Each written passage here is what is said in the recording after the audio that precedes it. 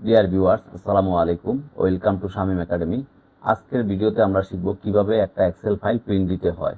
আমাদের অফিসে যেহেতু একটা কমন প্রিন্টার ইউজ করা হয়, আমি যখন প্রিন্ট দেই এবং প্রিন্টার যখন আনতে যাই, তখন দেখি যে প্রিন্টারের আশেপাশে অসংখ্য রাফ পেজ বা ওয়েস্ট পেজ পড়ে আছে। এর মূল কারণ হচ্ছে আমার এক্সেলে হয়তো আমি প্রিন্ট দিব 1 নাম্বার পেজ অথবা 2 নাম্বার পেজ, কিন্তু আমি নিয়ম না জানার কারণে প্রিন্ট দেওয়ার সময় একটা পুরো ফাইলে যতগুলো পেজ আছে সবগুলো প্রিন্ট হয়ে যায়। এতে একদিকে যেমন কাগজের অপচয় হয়, অন্যদিকে বৈদেশিক মুদ্রাও হারাচ্ছে।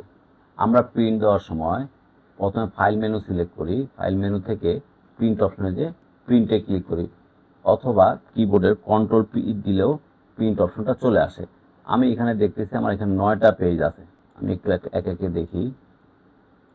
এই যে 9 পেজের মধ্যে যে 7 নাম্বার পেজ এবং 8 নাম্বার পেজটা পুরাই ব্ল্যাঙ্ক, এবং 9 নাম্বার পেজে 7 থেকে 9 এখানে কিছু ইরিলেভেন্ট আছে।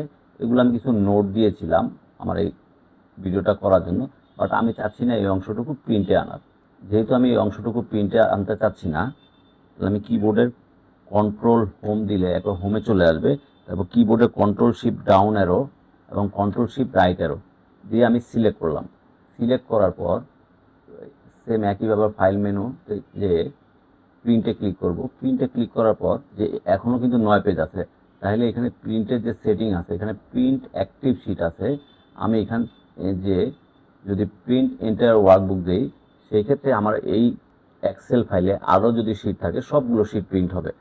আর আমি এখানে সিলেক্ট করে দেবো প্রিন্ট সিলেকশন। প্রিন্ট সিলেকশন দেওয়ার সাথে সাথে আমি যেইটুকু সিলেক্ট করেছি শুধুমাত্র ওইটুকুই প্রিন্ট হবে। দেখেন, আগে আমার ছিল এখানে 9টা পেজ, এটা এখন কমে 7টা পেজ হয়ে গেছে। কিন্তু এইভাবে সিলেকশনও একটা সমস্যা আছে। কোনো কারণে আমার যদি এরকম কোনো একটা সেলের উপরে সিলেকশন থাকে, আমি যদি প্রিন্ট দিতে যাই শুধুমাত্র ওই সেলটাই প্রিন্ট হবে, অন্য কোনো কিছুই প্রিন্ট হবে না। এর জন্য আমাকে যেটা করতে হবে, কন্ট্রোল হোম দিয়ে আমি একবার আমার টেবিলের শুরুতে চলে যাব, control shift down arrow, control shift right arrow. Right অ্যারোতে যে পেজ লেআউট এ ক্লিক করব, তারপর প্রিন্ট এরিয়া থেকে সেট প্রিন্ট এরিয়াতে ক্লিক করব। এবার আমি আবার প্রিভিউতে যাই। প্রিভিউতে যাওয়ার পরে যে প্রিন্ট সিলেকশনটা তুলে বা যে প্রিন্ট অ্যাক্টিভ শিটও করে দিই, আগে এখানে 9টা দেখাইতো, এখন কিন্তু 6টাই দেখাবে। তারপর চলে আসে আমি পেজ ওরিয়েন্টেশন। ওরিয়েন্টেশনে যেহেতু আমার এই পেজটা লম্বালম্বি, এই জন্য আমি এটাকে ল্যান্ডস্কেপ ওরিয়েন্টেশন করে দিব। দেখেন, ল্যান্ডস্কেপ ওরিয়েন্টেশন করার কারণে আমার এখানে আরও 2টা কলাম বেড়ে গেছে, এবং আমার নাম্বার অফ পেজ আগে ছিল 6টা, ওইটা এখন কমে 4টা হয়ে গেছে। তারপর আমার পেজ যে সাইজ, সাধারণত আমরা A4 সাইজে প্রিন্ট দিই, আমি এটাকে A4-এ সিলেক্ট করে দিলাম। এবার আমি মূল ফাইলটাতে একটু যাই। মূল ফাইলে আমি যে দেখতেছি যে প্রত্যেকটা যে প্রাইস, এই প্রাইসের মধ্যে ফরচুন কুকি যে প্রাইসটা, এটা একটু কম। এটা যেহেতু ইমেটেরিয়াল আইটেম, আপনার যেহেতু আমার পেজে জায়গা হচ্ছে না, এরকম কোনো একটা যদি ইমেটেরিয়াল কলাম থাকে, আমরা সেই কলামটাকে প্রয়োজনে হাইড করে দিব। হাইড করে দেওয়ার জন্য প্রথমে পুরো কলামটা সিলেক্ট করব, তারপর রাইট বাটন ক্লিক করব, তারপর হাইড ক্লিক দিলে এটা হাইড হয়ে যাবে। আবার আমি কিবোর্ড থেকে কন্ট্রোল পি দিয়ে প্রিন্ট প্রিভিউতে যাব। প্রিন্ট প্রিভিউতে যে নো স্কেলিং যে অপশনটা আছে, এটাতে ক্লিক করব। ক্লিক করার পর প্রথমটা তো নো স্কেলিং আছে, তারপর আমি fit sheet on one page এটাতে ক্লিক করব।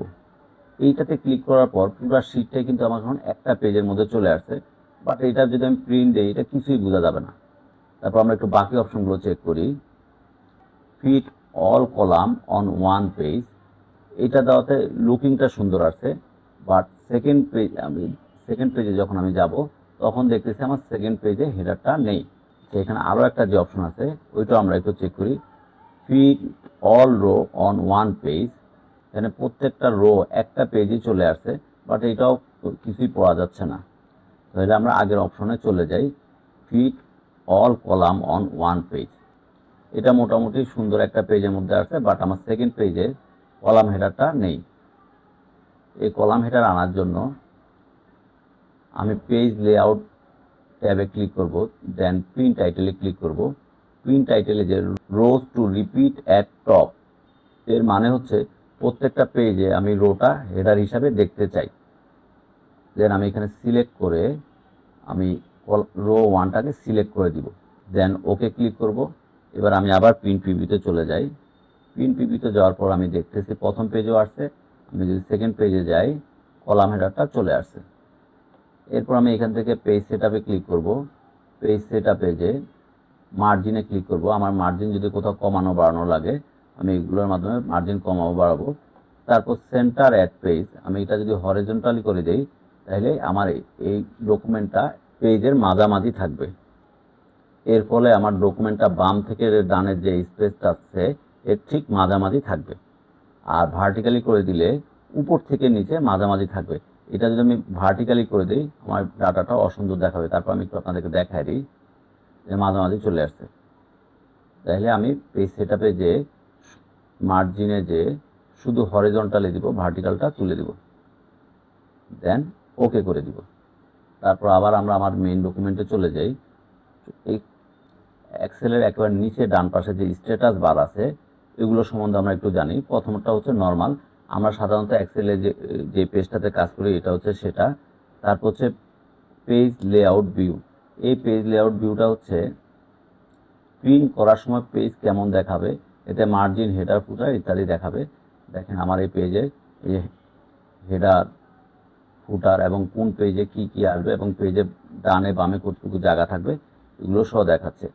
আমি হেডারের মধ্যে যেহেতু আমার চ্যানেলের নাম শামীম একাডেমি, আমি শামীম একাডেমি লিখে দিলাম, শামীম একাডেমি, শামীম একাডেমি। যেহেতু আমি এখানে হেডার অপশনে আছি, দেখেন এখানে হেডারটা এখন হাইড হয়ে আছে। আমি যদি এখন ফুটারে যেতে চাই, গো টু ফুটারে ক্লিক করব। আমি ফুটারে চলে গেলাম। ফুটারে আমি চাচ্ছি যে পেজ নাম্বার দেওয়ার জন্য। তারপর এখানে পেজ নাম্বারের বিভিন্ন অপশন আছে। আমি ফুটারের যে পেজ 1 অফ ইন্টারোগেটিভ সাইন দিয়ে দিলাম। এটার মানে হচ্ছে আমার যে কয়টা পেজ এখন প্রিন্ট হবে ওই কয়টা পেজ থেকে এটা কয় নাম্বার পেজ। আমার এখানে 6টা পেজ আছে, 6-এর 1 নাম্বার পেজটা আমি প্রিন্ট দিতে চাই। এবং ডান পাশে আমি চাইলে আজকের ডেটটাও দিয়ে দিতে চাই, কারেন্ট ডেটটা দিয়ে দিলাম। এরপর একবার তৃতীয় যে অপশনটা আছে এটা হচ্ছে পেজ ব্রেক প্রিভিউ। এটা হচ্ছে প্রত্যেকটা পেজে আমার কতটুকু প্রিন্ট হবে সেটা এখানে শো করবে। যেমন প্রথম পেজে আমার এই অংশটুকু আসবে, দ্বিতীয় পেজে আমার এই অংশটুকু আসবে। আমার যদি রাইট পাশে অংশটুকু আমি নিতে চাই, যে এই অংশটুকু ড্র্যাগ করে এখানে যদি দিয়ে দিই আমার এটা সব প্রিন্ট হবে, কিন্তু এটা সব প্রিন্ট হলে ভালো হবে না। কিন্তু আমি কন্ট্রোল জেড দিয়ে আবার আগের মতো চলে গেলাম। এবার আমি প্রিন্ট প্রিভিউতে যাই। দেখেন উপরে শামীম একাডেমি, নিচে আজকের ডেট এবং নিচে আজকের এখানে কয় পেজ প্রিন্ট হবে এবং এটার নাম্বার কত সেটা শো করছে। আমি যদি দ্বিতীয় পেজে চলে যাই, দেখেন এই যে শামীম একাডেমি পেজ 2 অফ 2 এবং আজকের ডেটটা শো করছে। এরপর আমার যেহেতু এখন সব কিছু ওকে হয়ে গেছে, দেন আমি প্রিন্ট বাটনে ক্লিক করব। এই প্রিন্টার নাম দিয়ে দিলাম আমি প্রিন্ট মি। আমার ডাউনলোডে এটা সেভ হবে। আমরা একটু দেখি যে এটা অরিজিনালি প্রিন্ট হলে এটা কি এরকম শো করতো। এই যে দেখেন 2টা page, first page, second page চলে আসছে। বন্ধুরা ভিডিওটি কেমন লাগলো অবশ্যই কমেন্ট করে জানাবেন এবং এই ভিডিও থেকে যদি আপনি নতুন কিছু শিখে থাকেন অবশ্যই আমার চ্যানেলটি সাবস্ক্রাইব করবেন এবং আপনার যে সকল বন্ধু এক্সেল শিখতে চায় তাদের নিকট আমার এই ভিডিওটি শেয়ার করে দিবেন। আপনাদের প্রতিটি শেয়ার, লাইক, কমেন্ট আমার পরবর্তীতে নতুন ভিডিও তৈরি করার উদ্দীপনা যোগাবে। ধন্যবাদ সবাইকে। আল্লাহ হাফেজ।